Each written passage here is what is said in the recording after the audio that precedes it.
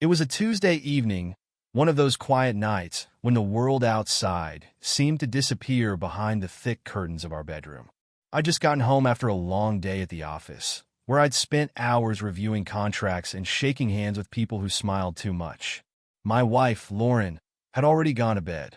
The lights in the hallway were dim, and the faint scent of lavender hung in the air. Everything was ordinary, at least until I opened the closet door to put away my jacket. That's when I saw it. A crisp white shirt that didn't belong to me, hanging neatly on a wooden hanger. It wasn't just any shirt. It was an expensive brand, the kind I recognized because my business partner, Ethan, wore them all the time. I pulled it out, examining the fabric between my fingers. The sleeves were slightly rolled, like someone had casually taken it off and hung it up without a second thought. There was a faint cologne on it, something musky and familiar, but definitely not mine. I didn't wear cologne much, and when I did, it wasn't this scent. I held the shirt closer, breathing in that faint, unmistakable signature smell. Ethan's cologne. For a moment, I stood there, frozen in place, as if my brain was processing the image frame by frame. The clock on the wall ticked steadily, cutting through the silence like a drumbeat, but I couldn't hear much else. My fingers tightened around the fabric. I knew this wasn't a mistake. I'd been in this room long enough to know that every item in this closet had its place, and this shirt didn't. I walked over to the nightstand where Lauren lay under the covers, her back to me. Her breathing was steady, calm, like she had no worries in the world. The shirt in my hand felt heavier now, like a burden I wasn't ready to carry. But something inside me refused to let it go. This wasn't paranoia. It was instinct, the kind of instinct that had kept me sharp in business deals, when I could sense someone was lying before they even finished their sentence. I wasn't sure when exactly Lauren had crossed the line, but I knew I'd find out. I placed the shirt on the chair near the window, where the pale moonlight cast a silver glow across its surface. My mind was already working, mapping out the possibilities. Ethan had been over at our house plenty of times. He and I had built our company from the ground up, and trust had never been an issue between us. Until now. I couldn't jump to conclusions just yet, but something told me that this wasn't an innocent mistake. Lauren wouldn't have hung a random shirt in our closet without knowing exactly what she was doing. She was too meticulous for that. No, this was a message, or maybe a slip-up. Either way, I intended to get to the bottom of it. Without waking her, I stepped out of the bedroom and into the kitchen, where the hum of the refrigerator filled the silence. I poured myself a glass of whiskey and sat at the counter, staring at the amber liquid as it swirled in the glass. My mind raced through the past few months, trying to pinpoint moments when things might have shifted. Had there been signs?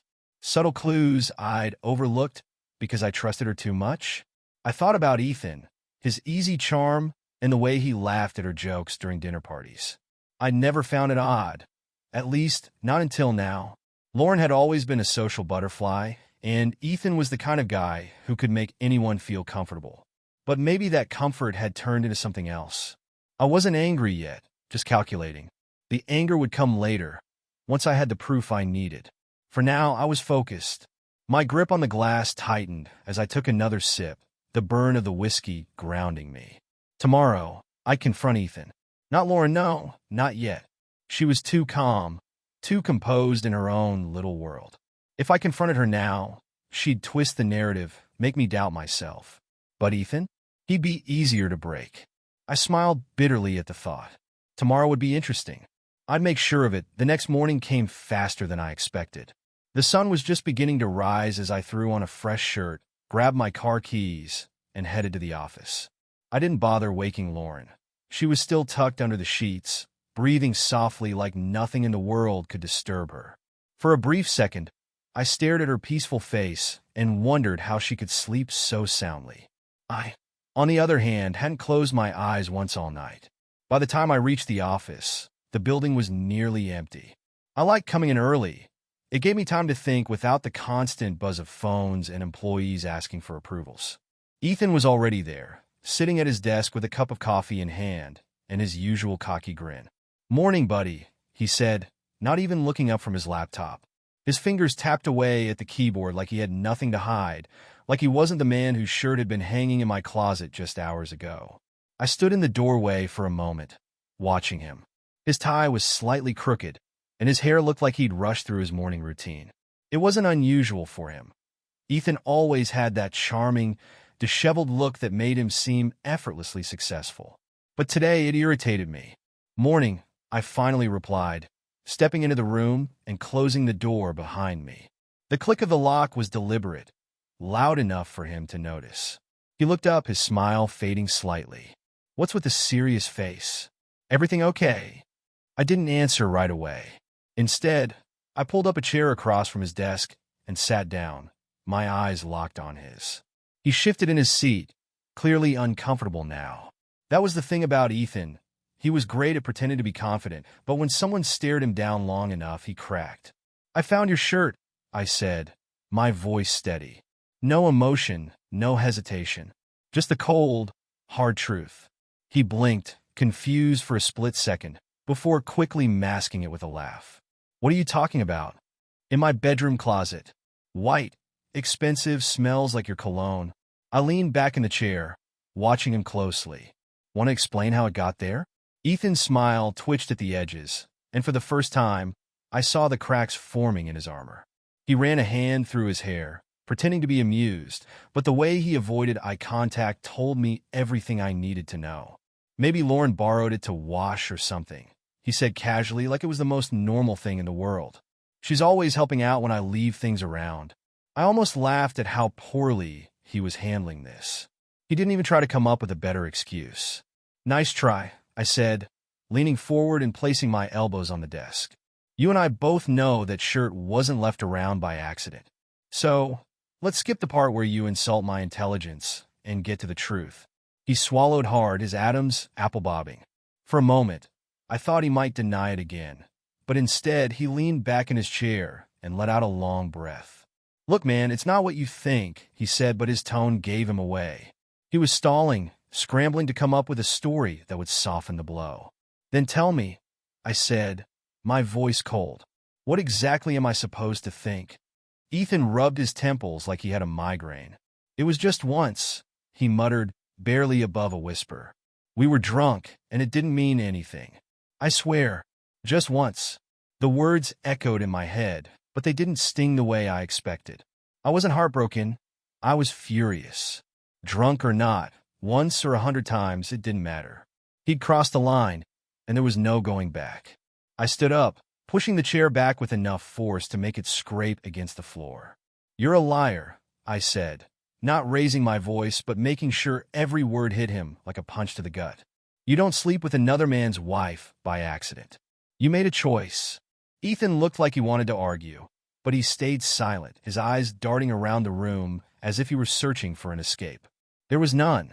I grabbed the edge of his desk, leaning over it so we were eye to eye. "Does she know I found the shirt?" He shook his head quickly. "No, I didn't think." "Good." I cut him off, straightening up. "Don't tell her. Don't warn her. I'll handle that myself."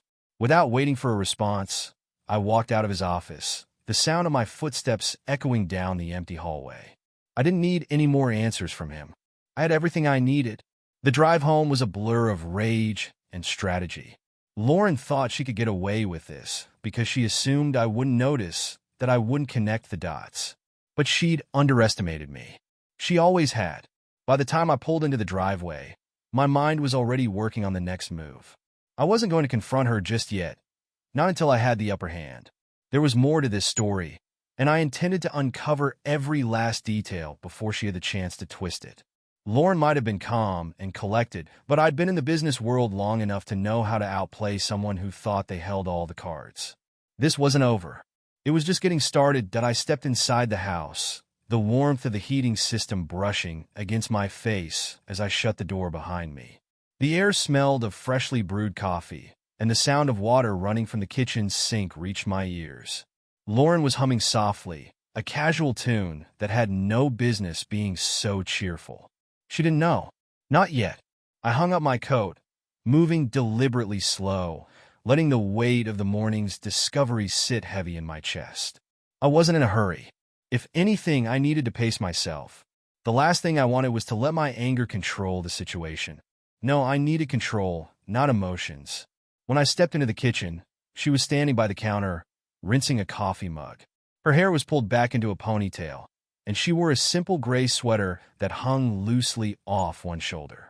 She looked so normal, so predictable. But that was the thing about Lauren. She was a master of appearances. "Morning," she said without turning around. "Morning," I replied, grabbing a glass from the cabinet and filling it with water.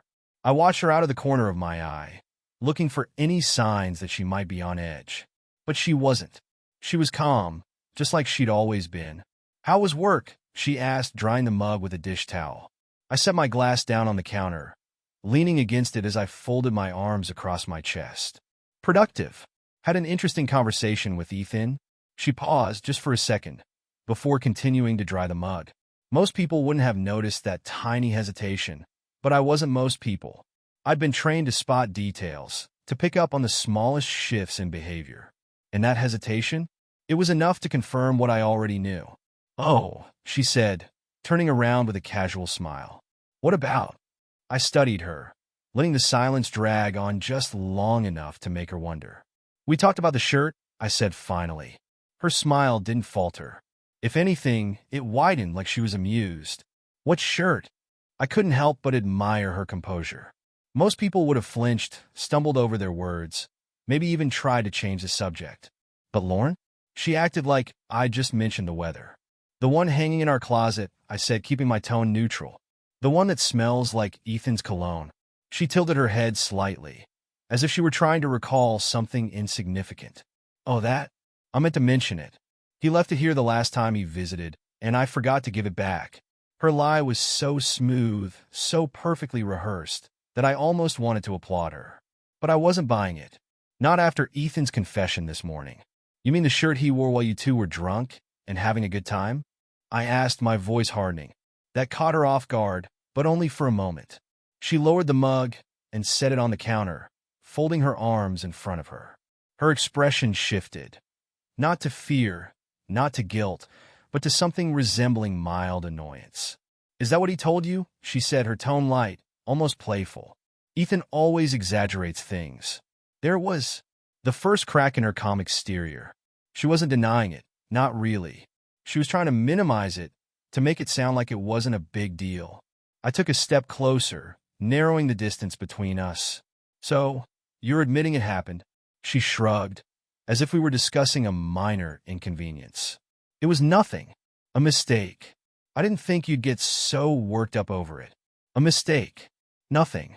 Her words felt like fuel to the fire raging inside me, but I kept my face neutral. She wasn't going to see me lose control. "Not yet. You didn't think I'd get worked up over you sleeping with my business partner?" I repeated, my voice low but steady. Lauren sighed, brushing a strand of hair away from her face.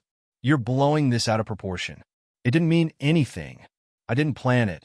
And it's not like I'm leaving you for him." Her lack of remorse was staggering. She didn't apologize, didn't beg for forgiveness, didn't even pretend to feel guilty. To her, this was just another bump in the road, something to brush off and move past. "You really think this is just going to go away?" I asked, my fingers tightening around the edge of the counter. "It could," she said with a small smile. "If you let it." I almost laughed, but there was nothing funny about this. "And you think I'm the kind of man who lets things like this slide?" She didn't answer right away. Instead, she leaned against the counter, her eyes meeting mine with that same infuriating calmness.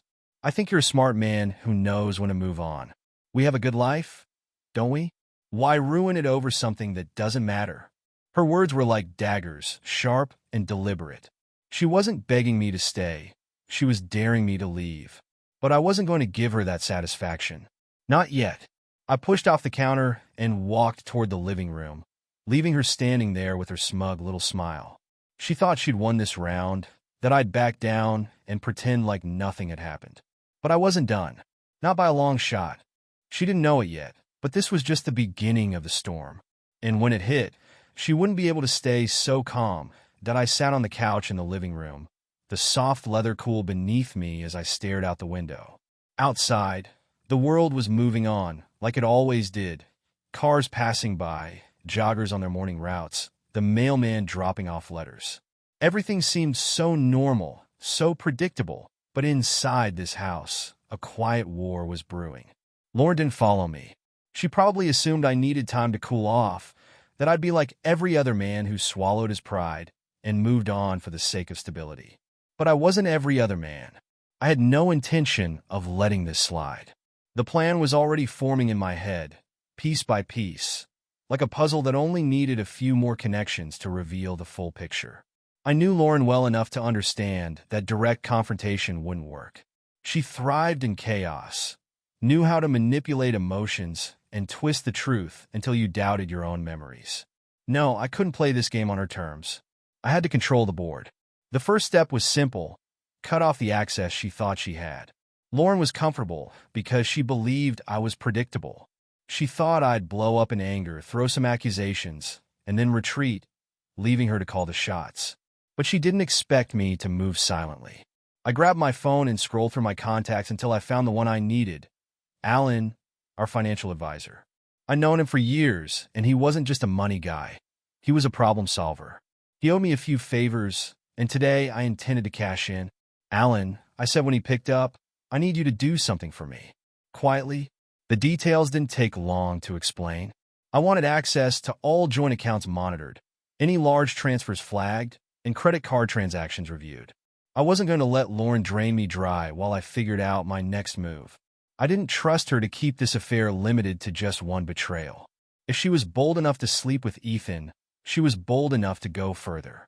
Alan didn't ask questions. He understood that some things were better left unsaid. By the time I hung up, the wheels were already in motion. Next, I made another call, this time to a realtor. I didn't need to sell the house just yet, but I wanted to know my options. If Lauren thought she could control me by staying in this house, she was wrong. Everything we'd built together could be dismantled as easily as it had been built, and I'd make sure I had the upper hand when it happened. The third call was the hardest. Ethan. I wasn't done with him, not by a long shot. He'd already confessed to the affair, but there was more to uncover. I knew how he operated. Charming, persuasive, always looking for an angle. He'd probably think I was calling to negotiate, maybe even to forgive him for the sake of business. But forgiveness wasn't on the menu. "Ethan," I said when he picked up, "I think we need to meet again." There was a pause on the other end, and I could hear the tension in his breathing. "Is this about yesterday?" he asked cautiously. "It's about finishing the conversation we started," I replied. "Come by my house tonight. We'll talk privately." He hesitated, probably weighing his options, but he eventually agreed. "Fine. What time?" 7. I hung up before he could ask any more questions.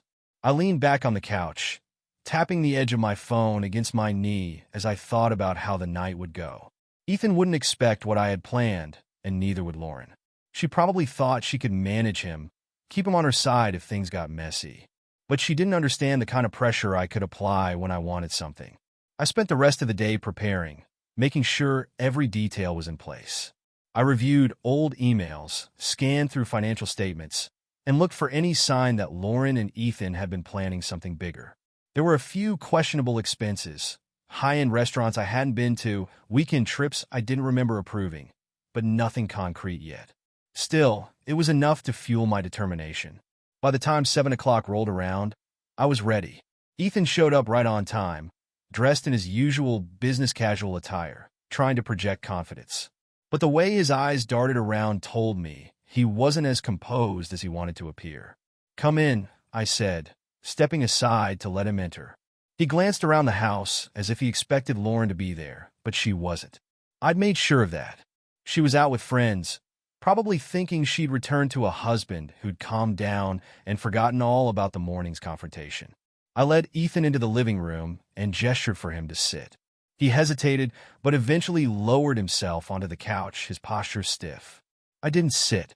I stayed standing, towering over him just enough to remind him who held the power in this room. "I'm going to ask you one question," I said, my voice calm but cold. "And I want the truth. No lies, no excuses. Just the truth." He nodded slowly, his fingers tapping nervously against his knee. "Was this about more than just the affair?" I asked, my eyes locked on his. "Were you and Lauren planning something behind my back?" Ethan's face paled, and for a moment, I thought he might pass out. His mouth opened, but no words came out. That was answer enough. Tell me, I said, stepping closer. Because if you don't, I promise you'll regret it. The threat wasn't empty, and he knew it. He swallowed hard, wiping a bead of sweat from his forehead. We weren't planning to hurt you financially, he stammered. She just wanted to feel in control. She said you'd never know. I clenched my jaw, my fists tightening at my sides. So, it wasn't just about cheating. It was about control. Lauren had been testing the limits, seeing how far she could push before I broke. You're done, I said, cutting him off before he could explain further. You're out of the company. I don't care what the contracts say. I'll bury you in legal fees if I have to. Ethan's eyes widened, panic flashing across his face. You can't. Watch me. I leaned down, my face inches from his. And if you think about contacting Lauren to warn her, I'll make sure this ends even worse for you. He didn't argue. He knew I wasn't bluffing. As I watched him leave, slamming the door behind him, I felt the first wave of satisfaction wash over me. One piece of the puzzle was dealt with, but there was still Lauren. Tonight, Ethan had learned his lesson. Tomorrow, it would be her turn. After Ethan scurried out of the house, I stood by the window, watching him speed off into the night. His taillights faded into the distance, and the house fell into an eerie stillness. I wasn't done yet, but I'd made my first move, and the board was beginning to shift. Ethan was out of the game, his role reduced to nothing more than a memory of betrayal. But Lauren, she was still in play, and I wasn't planning to let her escape so easily. I sat back on the couch and pulled out my phone again, scrolling through old messages between Lauren and me. She had always been good at hiding things, or so she thought. But I knew how to spot inconsistencies, little breadcrumbs that most people wouldn't notice. And sure enough, as I went further back, I found them. Subtle changes in her tone, random gaps where she hadn't replied for hours, excuses that, in hindsight, didn't add up. There was one message in particular that caught my eye, a text from a few months ago when she claimed to be spending the weekend at her friend Jessica's house. I'd believe her then, but now, with everything I knew, I had a feeling that weekend had been something else entirely. I dialed Jessica's number, not bothering to check the time. When she picked up, her voice was groggy, like she'd just woken up. Hello, Jessica. It's me, I said, keeping my voice steady. Sorry to call so late, but I need to ask you something. She yawned, clearly confused. What's going on? That weekend Lauren stayed with you a few months ago. Was she actually there? There was a long pause, and I could almost hear the gears turning in her head. Jessica wasn't good at lying. She never had been. And when she finally answered, her voice was hesitant, unsure. I don't remember exactly. Why are you asking? I didn't need to push further. Her hesitation was confirmation enough. Thanks, Jessica, I said before hanging up. Lauren hadn't been at Jessica's that weekend. She'd lied, and now I had another piece of the puzzle. I didn't know where she'd actually been, but I was getting closer to the truth. I leaned back, letting the weight of the discovery settle. The lies were piling up, but I still needed more. Lauren thought she was untouchable, that I'd either forgive her or fall apart quietly while she continued living her double life. But she didn't realize that I was setting a trap, one she wouldn't see until it was too late. The next morning, I woke up early and headed to the office, my mind already spinning with plans. I spent the first few hours going through emails, checking financial records, and tracking any suspicious transactions. I wasn't just looking for signs of the affair. I was looking for signs that Lauren had been using our assets for her own benefit. I had a hunch that this wasn't just about sex. There was more at stake, and I intended to find it. By noon, I had a list of everything I needed. There were hotel bookings under her name, expensive dinners charged to our joint account, and even a private spa weekend that I definitely hadn't approved.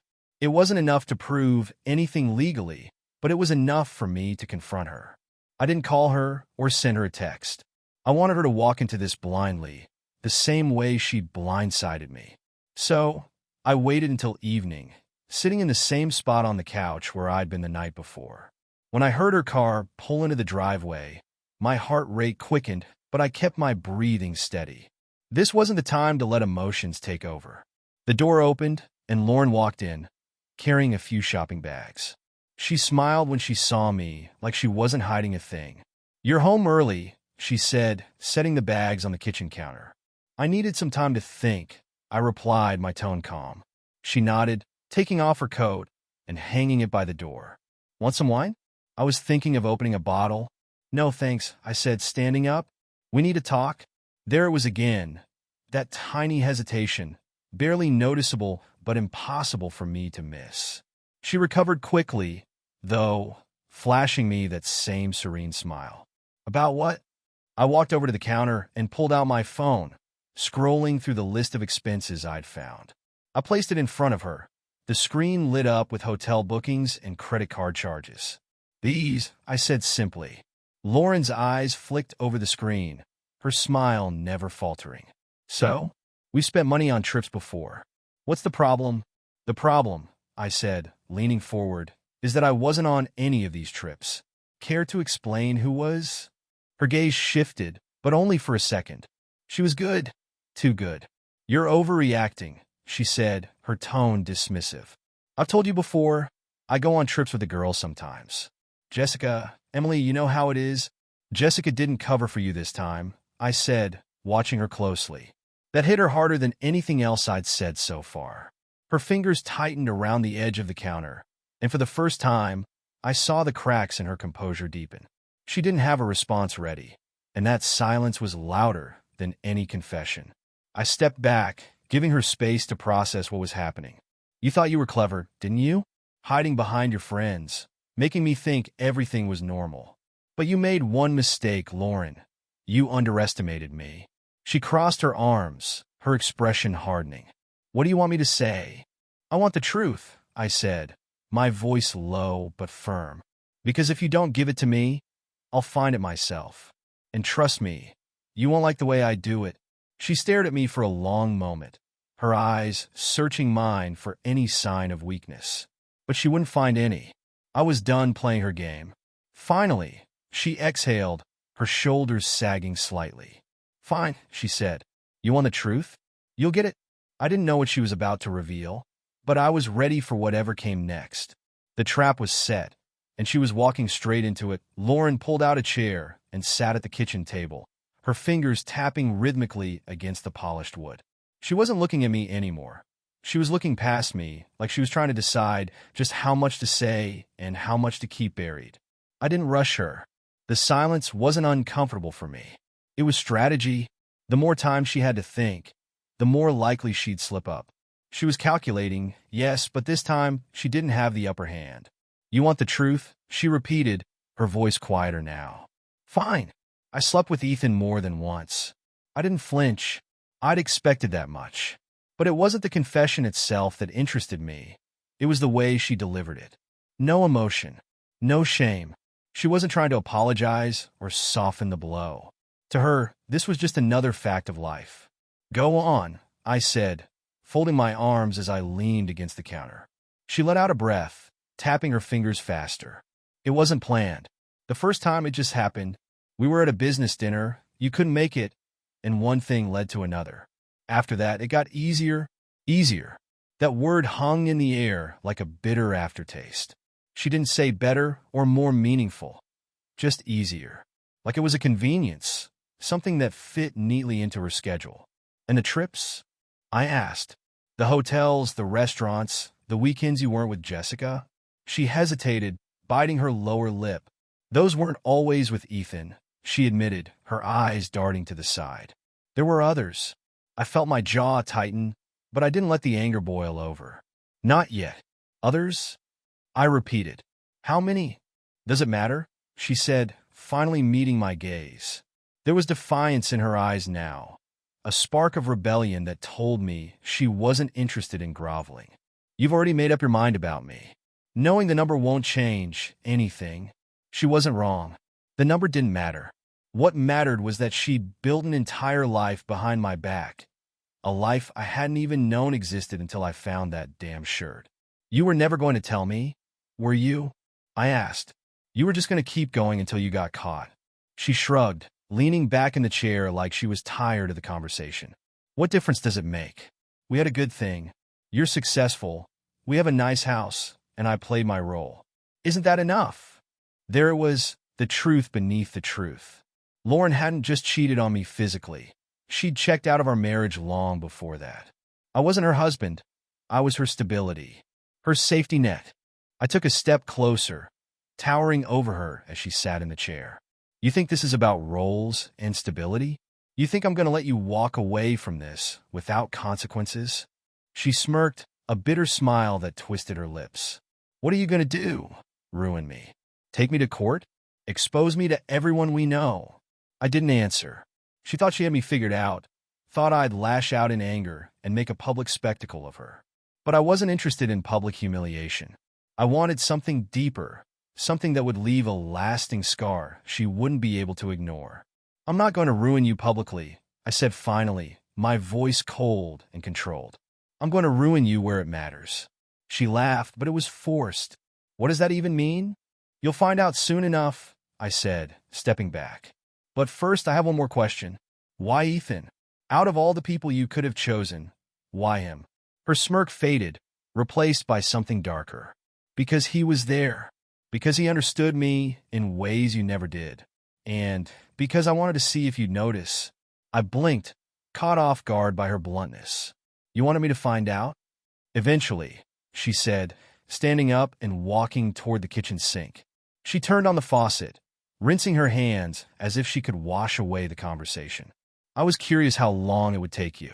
I thought maybe if you caught me, it would wake you up, make you fight for me. I laughed bitterly, the sound echoing off the walls. Fight for you? You think I'd fight for someone who treats betrayal like a game? She turned off the faucet and faced me, her expression unreadable. You fought for your business. You fought for everything else. Why not me? Because you're not worth fighting for, I said without hesitation. For the first time, her calm exterior cracked. Her lips parted slightly, and I saw a flicker of something, shock, maybe even regret.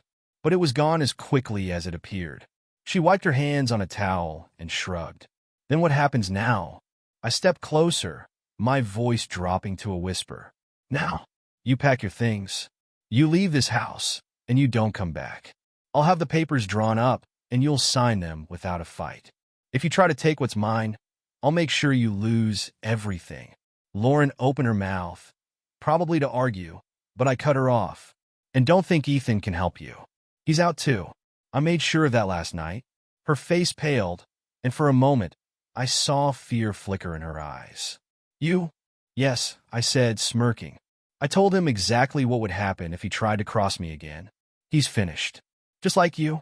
She stood there, frozen, as the weight of my words sank in. The confidence she'd had earlier was gone, replaced by the realization that she'd underestimated me in every possible way. I thought you'd be the type to forgive, she whispered, almost to herself. That's your problem, I said, walking past her and heading for the door. You never really knew me at all. As I stepped outside, the cool evening air hit my face, and for the first time in days, I felt a sense of calm wash over me. This wasn't the end of the story. It was just the end of her chapter. And I was ready to write the next one without her, that I didn't sleep that night. Not because I was overwhelmed or reeling from the confrontation. No, I was calm. Too calm even, as if my mind had flipped a switch and all the chaos had been reduced to clean, calculated thoughts. The house was quiet, Lauren's absence already sinking into the walls like a long-lost secret finally exposed to air. She packed her things and left around midnight, dragging suitcases down the stairs without a word. I didn't stop her. I didn't have to. Her silence was my victory. She didn't beg, didn't argue, didn't try to convince me to reconsider. She knew I was beyond reach, and I knew she had no backup plan. Ethan was gone, and whatever fantasies she had about rebuilding her life without me were crumbling before her eyes. But there was one final detail to tie up, one last loose thread that I hadn't yet pulled. By morning, I had everything ready. I contacted Alan again and set up a meeting to discuss dividing our assets. I'd already locked down the accounts, frozen any joint credit cards, and taken measures to ensure Lauren wouldn't be draining a dime from me without my permission. But that wasn't the part that interested me most. The real win wasn't about money. It was about something much bigger. By the time I arrived at Alan's office, he was waiting for me with a folder of documents neatly laid out on the conference table. You've covered your bases, he said, sliding the papers toward me. She won't be able to touch anything significant without going through legal channels. And given what we've uncovered, you have the advantage in court. I nodded, flipping through the documents. But something caught my eye, an expense report buried near the back of the file. It wasn't one of the obvious charges I'd flagged before, like the hotel stays or the fancy dinners. This one was different, smaller, almost forgettable. A wire transfer to a private account I didn't recognize. "What's this?" I asked, tapping the page. Alan leaned over, adjusting his glasses as he scanned the line. "That's what I wanted to talk to you about," he said. "We traced the transfer, and it turns out the account belongs to Ethan." My grip on the folder tightened. "She was paying him?" Alan nodded.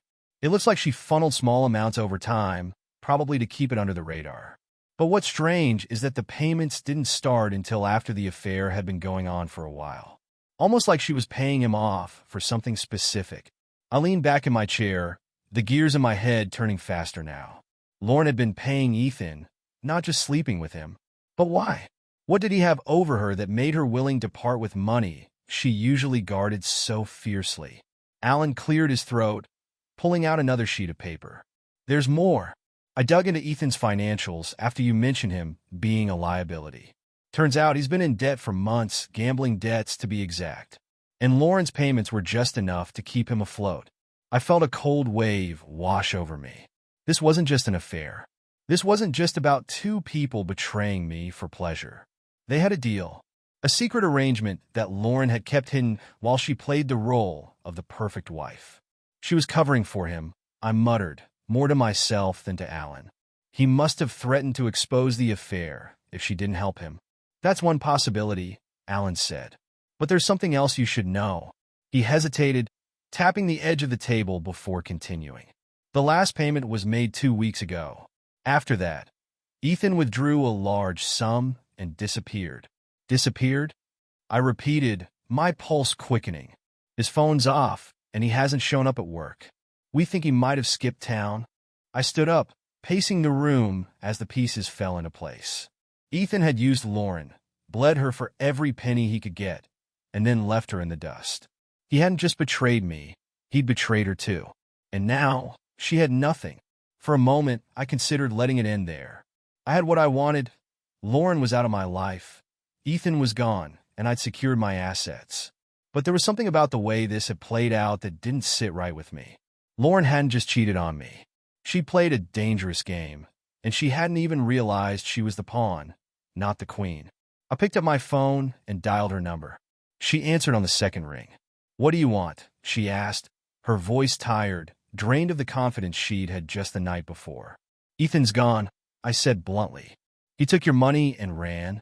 There was silence on the other end, and for a moment, I thought she might have hung up.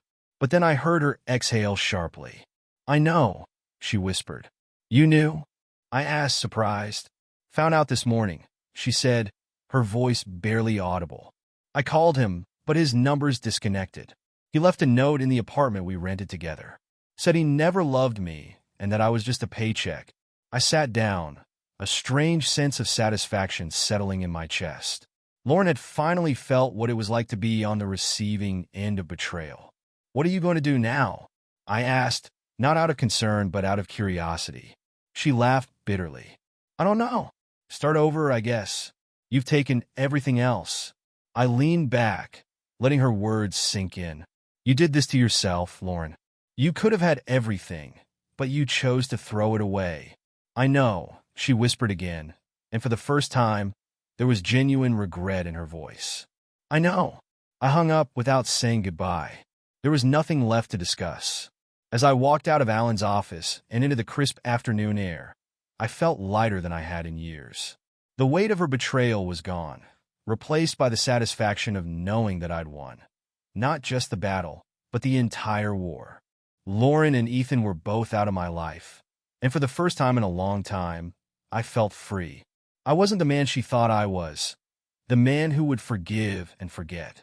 I was the man who saw betrayal for what it was and made sure it never happened again. And now, I was ready to start the next chapter of my life. Alone, yes, but stronger. And this time, no one would catch me off guard.